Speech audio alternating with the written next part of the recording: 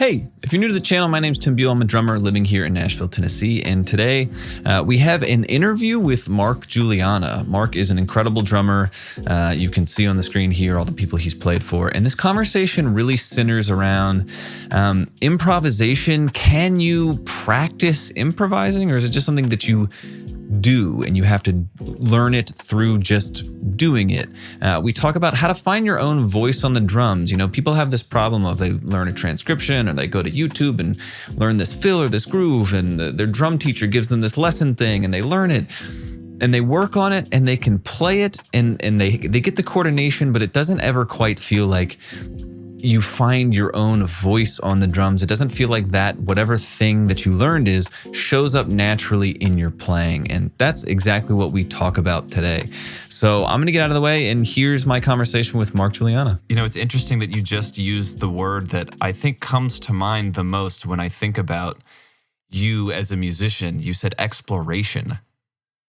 And I feel like that's very much the vibe that I get. I even think like some of the videos you post on Instagram, you'll call them like searching for it or whatever it is. Like, where does that come from for you? The I don't know, the curiosity, the like want to explore, and because it's not just drums, it's like, I think you're into coffee, right? I'm into coffee, yeah. Okay. I'm finishing off the last of my V60 right now, so I can relate on that level very much. Yeah, I'll cheers to that. Yeah, yep, cheers. So it's coffee. You explored some technology to make your situation more conducive to what you needed. Music seems to be like an endless, because I mean, even just the albums you've put out, like Music for Doing and like beat music and that stuff, like it's definitely still you, because it all has your thumbprint, but it also is all very different in its like impact. So like, what is it about life that makes you want to explore? Yeah, it is life. You know, it's trying to be open and aware of what's around you, and I think, you know, the more curious I am, the more excited I get about being alive, you know, and not to go too big picture, but it's, we're all just trying to figure out how to spend our time on the planet while we have it in a way that feels right to us. Try to do good, you know, it's really difficult to even try to label the, you know, what it all means. But I do think I'm happiest when it's, I think also, yes, I'm happiest when it feels like an exploration, because an exploration really keeps the door open to so many different possibilities. I think when framing things as an exploration, it really, you know, helps me resist the temptation to really define particular expectations. You know, and I think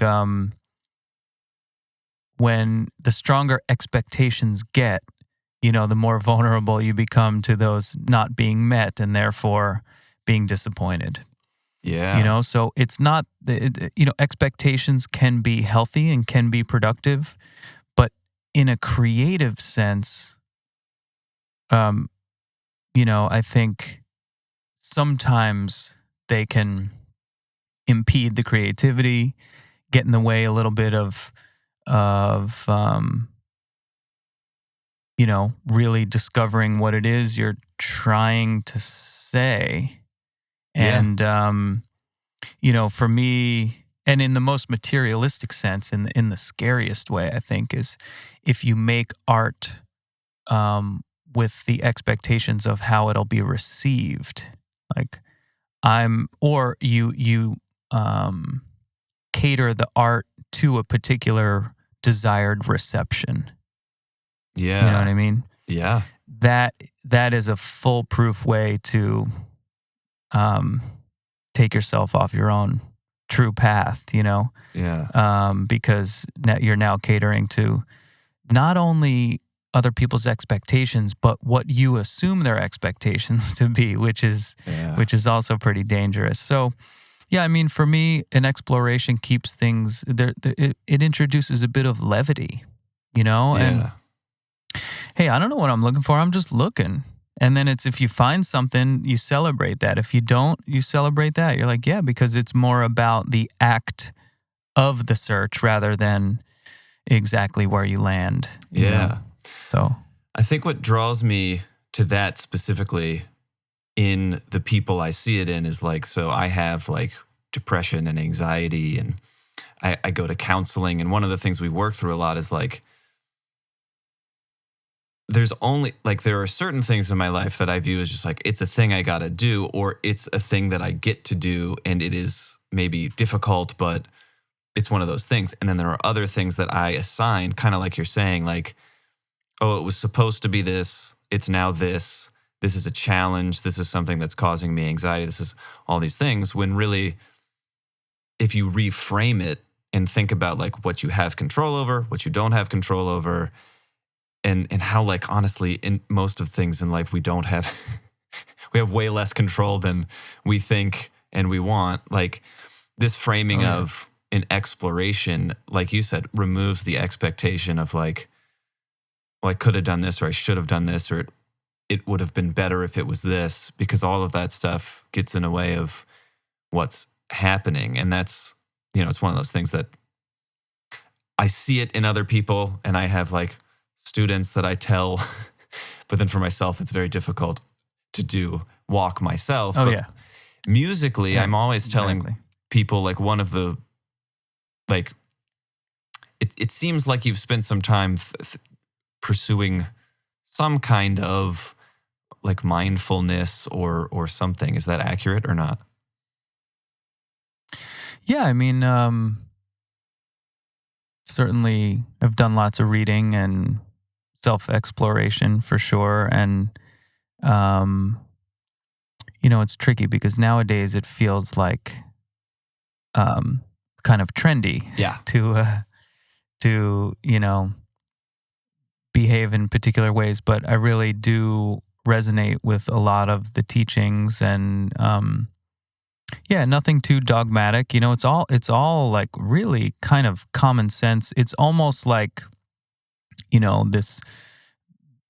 all the answers are just hiding in plain sight, that kind of thing, and it's just about trying to discover them and just, almost rework the general operating system. It's certainly, music is one example of where it can be really nicely applied. And sometimes I learn more about myself through music than I do through just being a person,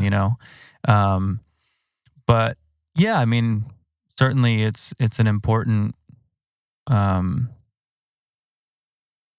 thing to think about. I mean, it's my wife, when we met over 10 years ago now, she introduced me to Thich Nhat Hanh, the teachings of Thich Nhat Hanh. He's a Vietnamese Zen Buddhist monk. He passed away actually at the beginning of this year. And I really took to his teachings. And so he's been kind of an anchor in that world. And I spend a lot of time with this app called Waking Up, which is created by this guy, Sam Harris. I don't know if you know him, but it's, there's plenty of guided meditations on the app, but also lots of just, theory and Dharma talks and things like that, and with a lot of guest speakers and stuff. So I have that stuff in my headphones daily, just learning from that. And constantly it's like, wow, so many things to bring to music. It's like, the way my brain works, it almost feels easier for me, like I was saying, to introduce them into my music making more readily than in the day-to-day you know, this thing we have to do of being a human, you know, every day, when we have all this shit coming at us, and to be cool and be present. You know, I feel like I'm much more prepared and armed to do that in a musical situation than I am sometimes, you know, in line at the post office, you know? Yeah, I can very much relate to that. And that's something I've been thinking a lot about. How, like, I didn't know that this was a thing that I did at some point, but like I went to Belmont and studied music in Nashville, and at some point in college, being as like nerdy, obsessed with drums as I was in college, like I don't think anyone explicitly said like, this is something you need to do, but somewhere in college, I did start to realize that like being fully present when playing music isn't like a foregone conclusion, and you have to like somehow find a way to practice being fully present.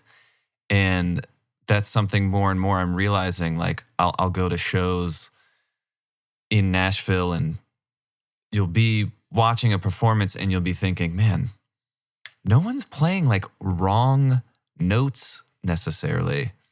But I also don't feel like it's kind of like being in a conversation with someone who is talking to you, but is also looking at their phone. And you're like, right, we are technically still having a functioning conversation, but there is an invisible wall that's happening right now. And like, what are some of the ways that you have like worked on how to be present when playing? Yeah, the interesting thing here is the idea of practicing being present.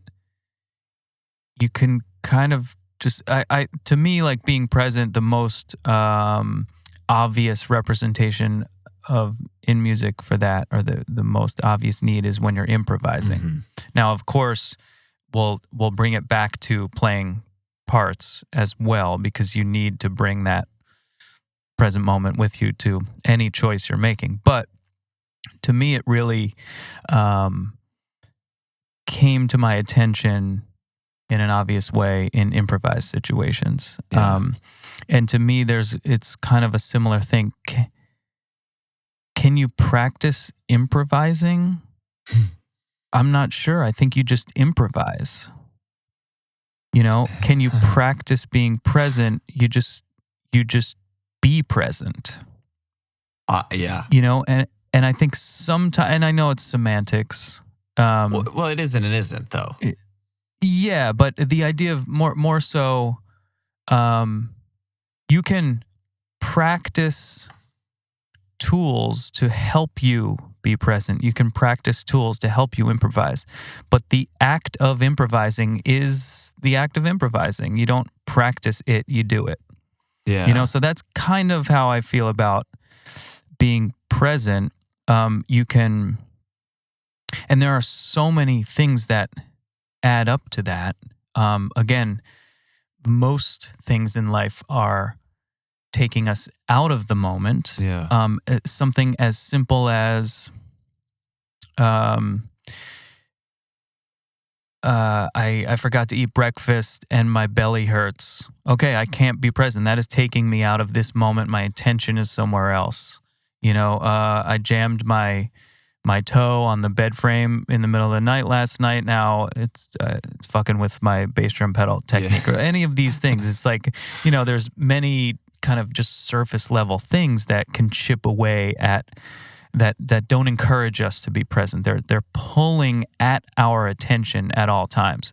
I mean, the phone, like you mentioned, that is the number one killer of being present, right? So, but there are many things. Any distracting thought is, you know, we have all these things that we grab onto and really attach ourselves to, and that really take us out of a particular moment. And so we can work on things that help us stay present, but the act of being present is a thing that you just do, and you just need reps. You need reps like anything else. I think, you know, a lot of times in my teaching, improvising is a big topic, which is why I play music. It's the thing that brings me the most joy, you know, and so I'm always happy to dive in there.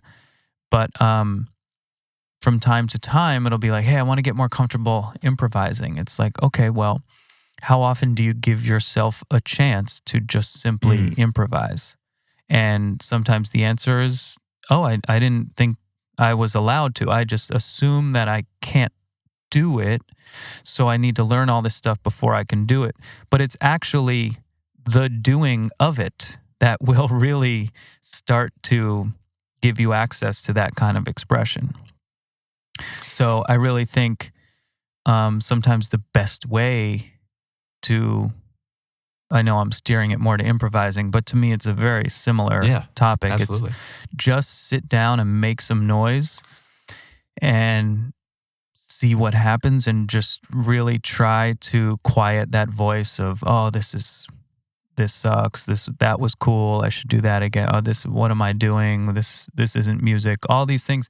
It's just truly the act of improvising, and within 5 seconds you realize, wow, I just improvised that, I just created that. Yeah. So the idea of not being able to create something in the moment is simply false.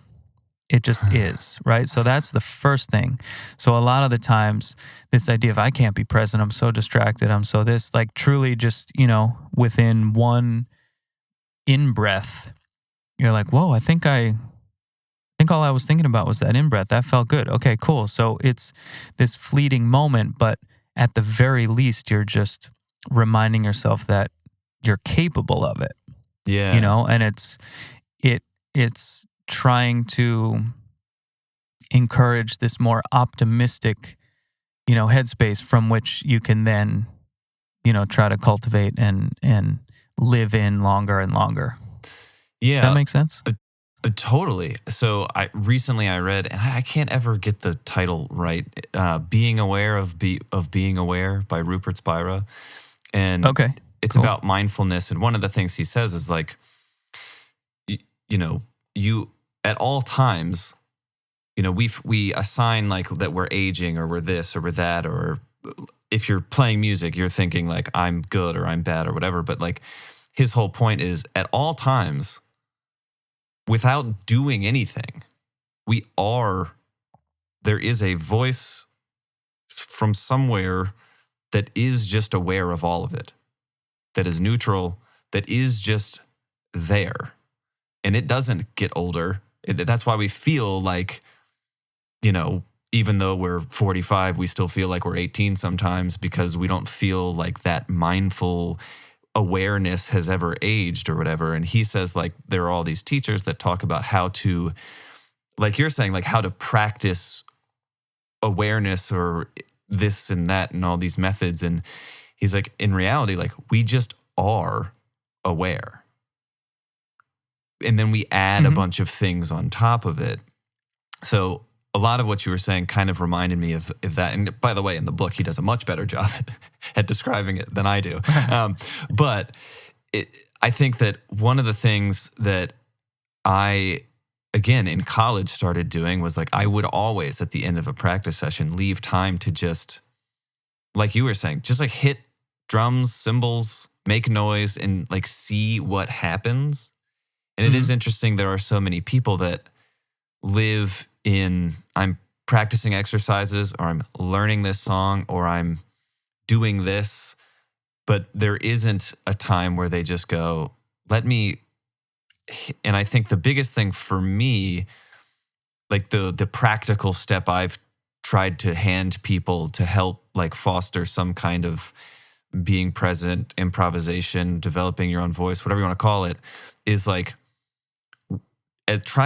try when you're playing drums to truly like listen to what you're playing and react to what they're, because this will help your dynamics. This will help you, you know, this snare drum tuned this way in this room is going to react better if I do this instead of these other things. Because so many people, when they sit behind a drum set, I feel like are without hitting, they're bringing a lot to the table of, this is what I'm going to do on the drums right now, instead of letting like I don't know, it sounds very like, I got you. You know, I got you. This is how I think about it. I think about two main things. There's many more, much more nuanced. But when I was younger, I was working on all this stuff at home, and then I would get to the gig and I would say, this is what I can do. Yeah. Okay, that was the first thought and the first action. And then the afterthought was, I hope that worked. I hope that was appropriate, right? But it was the afterthought. Yeah. And now for the last 20 years, I've been trying to completely turn that around, and I walk in the door empty of my own stuff, right? I don't have this, I'm not bringing my suitcase full of cool stuff with me. And I say, hello, music. Nice to meet you. Handshake. What do you need from me? What would you like to hear? And that's the first question. And then the music answers that question, right? Pardon the abstraction, and it's a little spacey, but it's easier to think about if you imagine the music as an entity, as a living, breathing thing that is not me. It's not the other musicians. It's the thing that happens, and it's something else, right? So you say, hey, music, what do you need from me? And then the music tells you what it needs. And then the second thought is, oh, I hope can I do that? Oh, yeah. Right? Yeah. But, and that's where, okay, all the practicing comes in, but it's a response to the need of the moment, the need of the music. And when I think about my favorite musicians, it's almost less about the act itself. It's less about the specific thing played. Sure, I love the drums. It's really cool to hear some cool, slick shit on the drums. Like, that's great.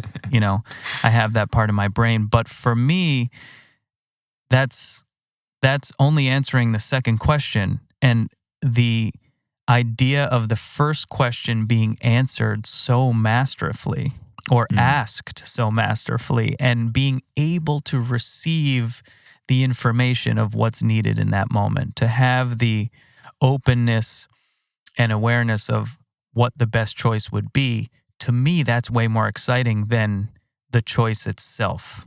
Yeah. Right? Yeah. So again, the drum stuff is fun, of course, but to me, it's like the choice, the awareness to make that choice there. That is what really gets me excited and affects me on a much more like deeper emotional level. And that's what I feel from my favorite musicians. Yeah. And I feel, so I do a lot of like transcribing in, I transcribe. Yes, you do. But yeah. Fortunately God or bless you. unfortunately. But I think that the really interesting thing about that is I think a lot of the people that like download those transcriptions or get those ebooks or whatever, like buy the transcription books of Vinnie Colaiuta, like I think it's as if, so I think a lot of times what happens is they get the transcription, they go through it slowly, and then they work it up to speed, and then they play through the transcription and they go, okay, I got it. But kind of like what you're saying, it's like you do have an answer, but to a question that happened possibly 20 years ago, in one very specific moment, and you can't take that answer and plug it into some other conversation you're having, because it's literally no different than language. That's like someone asking you a question about, do you like coffee? And you being like, well, yes, in the 1960s, the General Electric company. It's just like, wait, what? What's happening? This is not the same conversation.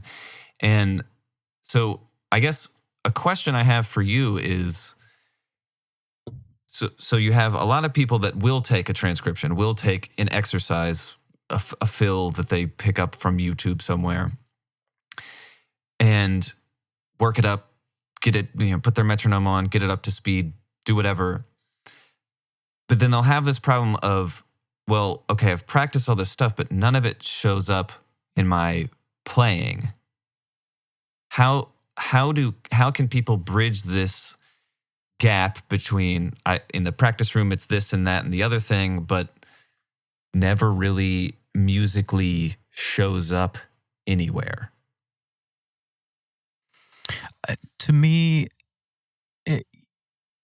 without a specific example, my guess is that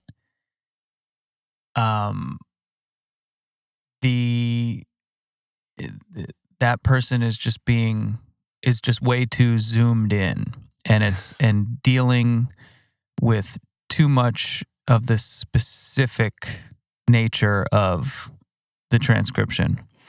To me, I haven't done it in a little while, but there was a period in my college days where I was transcribing a lot and got so much from it.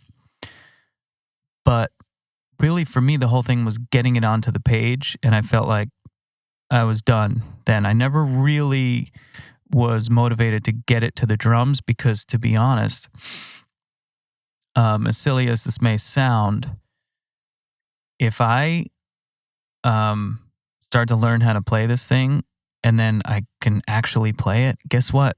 Then I'm going to play it. I'm going to play all this stuff. And that's not the point. Yeah. Right? The point is not to play it, actually. The point is to absorb it and try to crack the codes, get inside there and check out the DNA of it and try to get into this person's head. And if you're really, processing all the details, it's that much more difficult to imagine it any other way. Also, you need to be somewhat of a crazy person to say, this 4-bar Vinnie Colaiuta phrase is cool, but if he did this, it'd be even cooler. Like, no, it's magic, right? There's something about that moment that touched you in a way that forced you to transcribe it and spend time with it. Just let it be. Let that thing be. And for me, a transcription, more and more, basically get out of the specifics and try to just absorb and be inspired and influenced by the energy of it, by the shape of it, whether it's a dynamic shape, whether it's just the density or the elasticity or the texture. Those are the things that I try to bring back with me to the drums, and then try to, how can I try to arrive at a feeling like that? Right? But I'm leaving room for my own choices. If I bring all the information with me, there's simply no room for my personality, or it's actually a beautiful coping mechanism. When I was young, I didn't have any of my own ideas. I was reliant on a book or a teacher or hearing something on a recording. I needed to fill myself up with other people's ideas, and that's great. That can be important. But there came a time when I started to be in more improvising situations. I was like, I'm just playing other people's stuff, and I can't. It's theirs. I can't change it. So I'm not really in this moment. I'm not really improvising. So I realized, if you imagine your stuff, the stuff you can play as being finite, right? Then if you fill yourself up with other people's ideas, there's simply no room left for your own ideas, right? So just as an exercise, in order to even give yourself a chance to discover maybe your take on things, you have to just rip out some of these things to the point where there's some space. There's emptiness in this finite amount of space. And that's fucking scary. That emptiness is scary. So what's easier? you go back, all you have to do is open Instagram and scroll, and you see some lick, and you're like, ooh, let me learn that and fill that space, right? Because that's much easier. That's me scratching the uncomfortable itch of the emptiness. So it took me a long time to have the patience and discipline to, allow for that space, not only allow for it, create that space, and give myself a chance to, over time, try to, fill that space with maybe, I don't know, but somehow I'm going to have to be involved in its creation. So for me, a transcription nowadays represents, in its most simple form, it's like, oh, wow, I didn't know that was possible. Yeah. Oh, wow, that's possible? ? And then you leave that over here and you do a 180 and you walk the other way, equipped with the knowledge of something like that being possible. And then you go chase your path, your own path, with this in mind. So it, in a very technical sense, it could be like, I didn't know you could play doubles. When I was younger, anytime I played doubles, it was on one surface. Yeah. If I play right, it's going to be on one surface, right? And a lot of time, or especially in the very beginning, right, and left were on one surface. Yeah. So I'm playing this double stroke roll on a snare drum. Then maybe I heard a record where, wait, the guy or girl they put their left hand up on the rack tom, and now it's this double stroke roll on them. I didn't know that was possible. Yeah. Wow, thank you. I'm going to go over here now equipped with this brand new perspective on what's possible. But I don't want my specific choices to have anything to do with that specific choice that made me realize this was possible. Yeah. Right? Yeah. So also, and then I saw a guy play the first note of the double on the floor tom and then the second note on the snare drum. Now the double in one hand was on two different drums. Wait, that you're allowed to do? I didn't know that was a thing. Yeah. Thank you. And then you stop, the inspiration, the influence, the detail of the event ends there. And then you go your separate way. You go the other way. You walk in the other direction. Now, oh, well, if you could do that, what if maybe you can fill in the blank, right? Yeah. That's a drumistic example. For me, more and more these days, it's definitely not,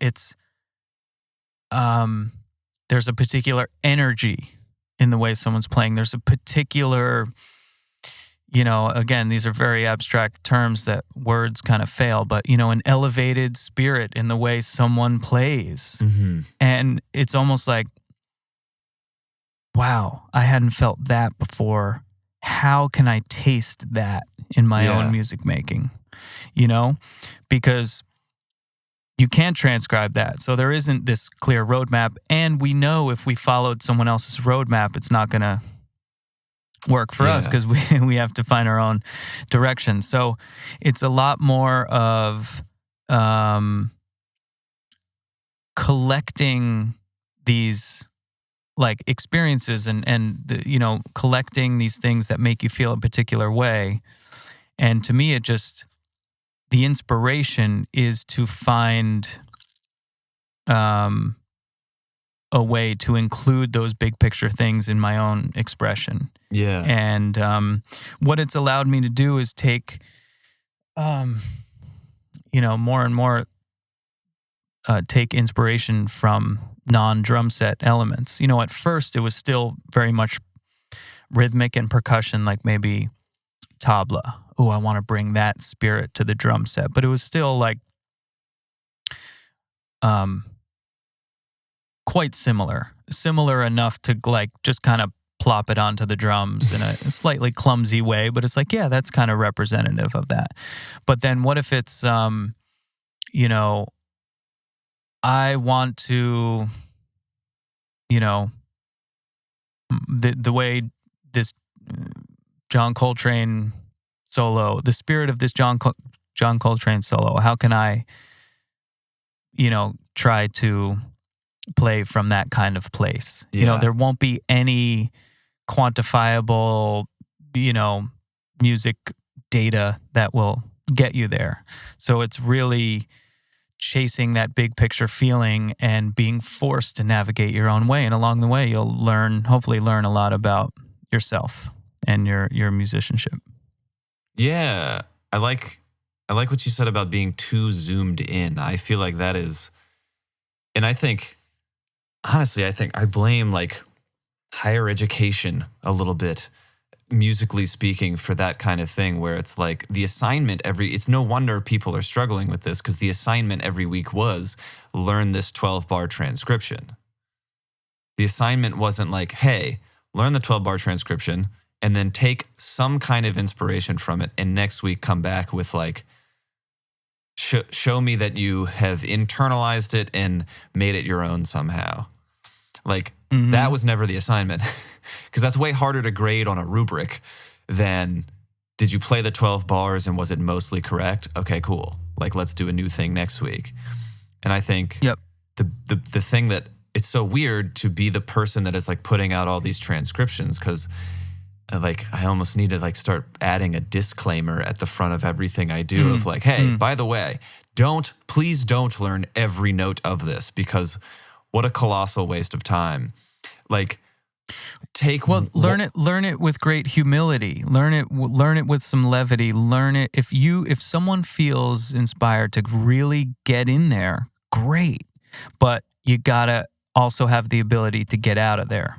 You know, so there's nothing wrong with being zoomed in. The only thing wrong would be if you can't zoom out. Yeah. You know, so it's this constant balance, you know? So I think what you're doing is beautiful, and if people feel inspired, it's just, it's the tricky thing, at least in my brain, is music notation, especially drum transcription, tends to appear to be fairly dense on the page. Yeah. And that sends my brain into a fairly academic place. Just because I went to music school, and when I look at that, it's, you know, and that's just the psychology of how it appears to me. But so there is this magnetism towards that kind of way of thinking about it. But I think the disclaimer would be, thank you so much for checking this out. Don't forget to, try to,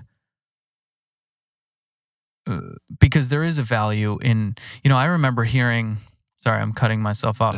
Just make sure you zoom out and observe the bigger picture phrases, where the phrases are landing. Yeah. I almost think about it as, and I've done this for myself, is almost do a transcription, but then make a lead sheet out of the transcription. What are the most significant events? Where is Tony Williams ending his phrase each time? And I'm only going to notate where the phrase ends. Yeah. So now we took this 32-bar AABA transcription, and now we just have 7 or 8, kind of quarter note landing or anything, or wherever it landed. And then it takes because to me, that's the magic. That's the bigger picture choice that makes it so magical. It's not that specific phrase had to end there. It's more about the bigger picture resolution or tension and things like that. Yeah. And then if it just kind of appears as a lead sheet, then you're forced to find your own way. And now we're just stealing his big picture phrasing. Yeah. And we're a lot more responsible for that kind of stuff. So it's definitely deceiving visually and tempting. It kind of it asks us to zoom in, you know, so it's just we have to work extra hard to remember to pull back quite often. Yeah. And one of the things that I tell, two things I tell people are like, one, in a transcription, like learn it, like you're saying, learn it note for note, because that really will give you like just a great sense of like where someone is coming from for the ideas that they're bringing into the world, but like also take a 2-beat phrase of the thing and explore that across different subdivisions, different parts of the measure, like flip it upside down, change the orchestration, do like 20 different things to it. And by the end of that process, you will have now made an iteration that does sound much more like you, because again, you removed all of the space that was being taken up by like the rest of the 48 measures, and you just zoomed in on this one little thing and then said, how far can I take this one little thing? So that's one of the things I tell people. And the other thing is like, just like you're saying, like someone, like students will ask, like, what do you think about when you're soloing? And usually I'm like, I'm thinking about like some kind of rhythmic motif that almost certainly isn't like a constant stream of 30-second notes. It's, you know, it's like imagining there are big band figures I'm catching every other measure. And in between those, there's all kinds of things that can happen. But I'm almost never thinking like 1 and a 2 and a 3 and a 4 and a 5. Like, that's just not how it works. I'm thinking of like a bigger rhythmic melodic motif that then my brain is like filling things around that thing. But it's much easier to think in musical phrasing when you're just thinking about like an 8-note figure every other measure than a constant stream of 30-second notes. Yeah, and just a quick note to the first part of what you said. I very humbly spent an entire book trying to communicate just that. the just take this thing and go nuts. You know, it's because also I think it provides a really nice center of, I only have to think about 1 or 2 phrases. And if I just put all my attention in ways of manipulating and varying this phrase, it keeps me grounded in my own mind. I don't have to play idea number 1 and then generate idea number 2 and play that and play idea number 3 and then idea number 4. It's really difficult to, you know, tell a story that way. So yeah, I think there just in general, there's always going to be a temptation to just kind of inhabit that zoomed in place. So I think we can never remind ourselves enough to zoom out and just really observe the big picture stuff that really, you know, it's if the big picture intentions are pure or are appropriate for a musical situation, that's when the zoomed in things work and are cool and are exciting and are worth checking out. But if we're playing from that zoomed in place, it's kind of a crapshoot. Like, I hope this one works. Oh, cool, that one happened to work, you know? But you're kind of guessing because you don't have the perspective of what's most appropriate or what's really going on around you. So, yeah. I do love that because it does remind me of when I was in college and I would have spent 2 weeks learning whatever. And I would go to a gig and be like, man, I think with this tempo, I think the end of this 8-bar phrase right now is the time I'm going to break that thing out. And it really is like after it, you are hoping like, I mean, I think that worked. And I guess you do, part of the process is like doing that until you don't do that anymore. But you know what's, I'm going to propose a provocative argument here. Love it. You know what's even worse than it not working is that when it does work, because it reinforces the illusion that is the way to play. And what's even worse than that is somebody in the crowd is like, yeah. And now it's like, oh man, not only did that work, You're drinking I the just Kool-Aid. blew somebody's mind. Yeah. Okay, now this is how to play music. I figured it out. You build something at home, you pick your spot, and people cheer. Yeah. Oh, yes. All right, I got it. Oh no. You know, so that ironically, isn't that funny? That to me, that is scarier. That a choice like that does work because it just continues to reinforce that illusion. Yeah. Wow. Yeah.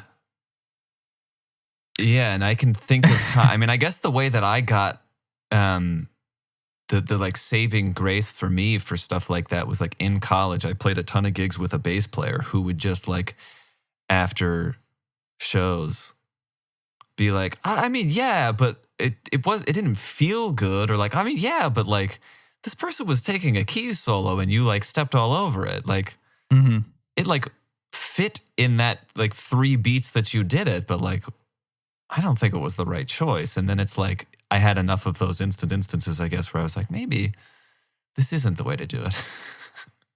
Yeah, and I mean, especially if you're leaving the stage thinking about, specific, these 2 or 3 musical choices you made. I mean, you're just, that is evidence right there. I'm not picking on you. I'm just saying that is evidence of. Yeah, that is evidence of playing from that zoomed in place. Totally. It's the last thing on my mind on a good night is walking off the stage. I could kind of care less about any specific musical choice on a good night because I'm just playing from this zoomed out place where it's just, were we playing together? Were we listening to each other? Was the energy right? Were we present? To me, the only sign of a good or bad show is, was I actually there or not? Yeah. Totally. And if I can look in the mirror and say, yes, I was in that moment, then it completely deflates any of the power of the specific musical choices because their value just vanishes. Yeah. It's like the place from which you're playing makes a choice correct or not. So it's less about the choice and more about that place and the intention. And when you can string together those good moments, and if you could sustain them as a group, like, then everything is right. Yeah, and I think that like can't be understated how much, because I think that's what is like, I would so much rather see a performance where people are making some mistakes, but everybody is fully present and having fun and like fully engaged, than a clinical performance where all the right notes were played, but that like thing that happens between people when everybody is present and engaged is missing. But even the idea of a mistake is no longer a thing. And I'm not saying there's like, it's dangerous to jump to there are no wrong notes and things like that, but the idea, the only mistake can be the disposition and the again, like the place from which someone is playing. That's when you can become more vulnerable to mistakes. But if it's connected and together in that big picture way, then who cares if somebody goes to the chorus, a beat early? It's like, that's the last thing, the energy of the moment and just what's happening in the room, will overpower any of those materialistic, quote, mistakes. Yeah, I like that. Because, it's like Brian Blade misses air quote, misses a crash cymbal, but then like yells and hits it twice as hard the next measure. Is that a mistake or just this really awesome moment we all got to be a part of? And like, I feel like there is so much. That's what we do as humans. We need a yes or no, a binary 0 or 1 thing to categorize in our brain. And we spend so much of life practicing music from these are the right choices, these are the wrong notes in this scale, this is the this, all these categories, when in reality, like, you can just like smash a hand down on a piano keyboard, and sometimes that's better than the one note that technically would fit in the mode that you're playing in right now. Yeah, so that just gets back to the beginning of what's the best choice for this moment. The answer to that question will change wildly. The majority of times the answer to that choice will be theoretically sound, right? Oh yeah, play the third of this major chord. Okay, that is the best choice. And so it's not that that's a boring choice, because in that moment it was the only choice that was to be made. Yeah. So it's more and to celebrate, just to keep trying to make the best choice that is being asked of you, abstractly by the music. So it's less about the choice itself and more about the intention of, trying to be open to what choice is needed. Well, man, thank you so much for what you do, and thank you so much for your time and coming on here. It means a lot. I've followed what you do and the music you make for a long time, so it's cool to get this time to nerd out about whatever you'd call the last hour. Exactly. And I think that's the sign of a good hour, when you don't know what to call it. If it's too quantifiable, then it's it's territory that's been covered. So it's fun to live in this more abstracted place, because again, it leaves room for everybody's own interpretation and own path. Yeah. Amazing, man. Thank you so much. Cool. My pleasure. Thanks, man.